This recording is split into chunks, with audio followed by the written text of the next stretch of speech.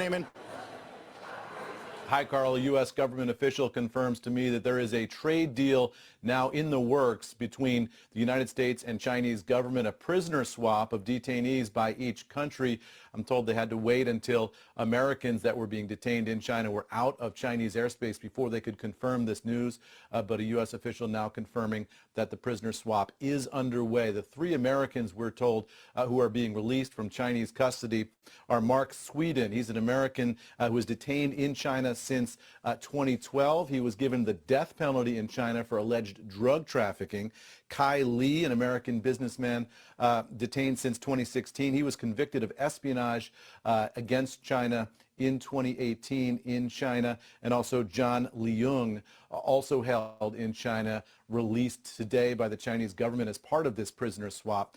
The two Chinese nationals who are being released from the United States to China include two people who have been accused of espionage in the United States against U.S. interests, including against GE Aviation in a sort of corporate espionage episode that we did a documentary on here at CNBC about a year ago. Those two officials are Yanjun Xu, who's a Chinese Ministry of State Security agent who was the centerpiece of the CNBC documentary, who launched a long effort to penetrate GE Aviation and get access to GE jet fan blade technology that ultimately failed, ended up with a dramatic arrest. Also, Xiaoqing, who was an associate of Yanjun's, who joined the U.S. Army Reserves and was inside the United States, allegedly working with Yanjun and others in Chinese intelligence in order to penetrate the United States military and potentially U.S. intelligence. So two Chinese officials now released from U.S. custody, U.S. prisons, and three Americans now on their way home from custody in China. Guys, back to you.